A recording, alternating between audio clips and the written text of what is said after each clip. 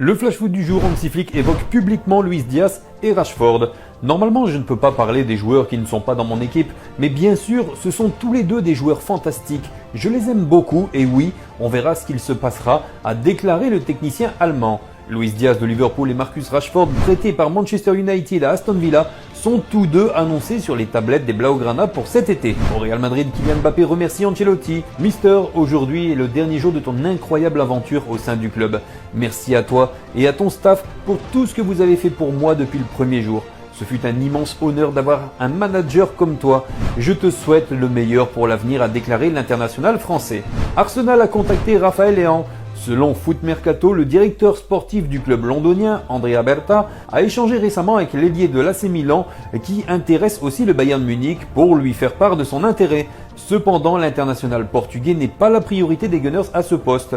Ses premiers contacts ne sont pas encore suivis d'une offre, mais il reste à l'affût. Sunderland et Bellingham sont en première ligue.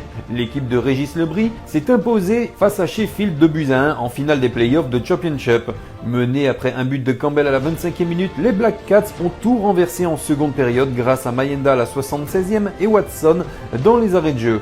Une belle histoire pour un club qui a connu la D3 anglaise entre 2018 et 2022. Galatasaray a fait une offre à Leroy Sané. Le joueur a refusé la dernière offre de prolongation du Bayern Munich. Le club turc souhaite en profiter. Selon Sky Sport Allemagne, la formation Stamboul a soumis une offre écrite à l'international allemand comprenant un salaire annuel net de plus de 10 millions d'euros. Reste à voir si cette proposition peut convaincre le Bavarois. En attendant, le Bayern espère toujours convaincre le joueur de prolonger son contrat. Le dossier Ansu Fati à Monaco avance encore.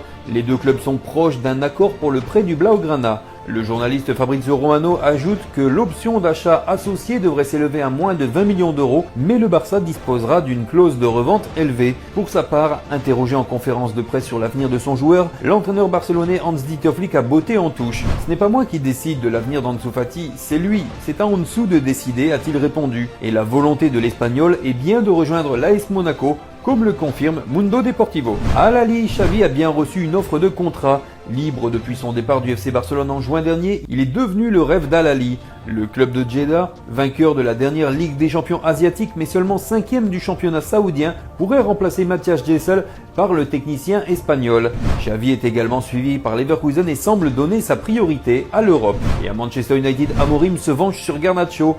Le joueur a été très critique envers le coaching de Ruben Amorim après la finale de Ligue Europa perdue. Il s'est mis à dos son entraîneur et va en faire les frais. Selon le média The Athletic, le technicien portugais a confirmé devant ses joueurs qu'il serait toujours sur le banc la saison prochaine et en a profité pour annoncer à l'Argentin qu'il devait se trouver un nouveau club. Il a fait cette annonce devant tout l'effectif. Malgré un contrat jusqu'en 2028, Garnacho est donc sur le marché. Les dirigeants mancuniens demandent 76 millions d'euros.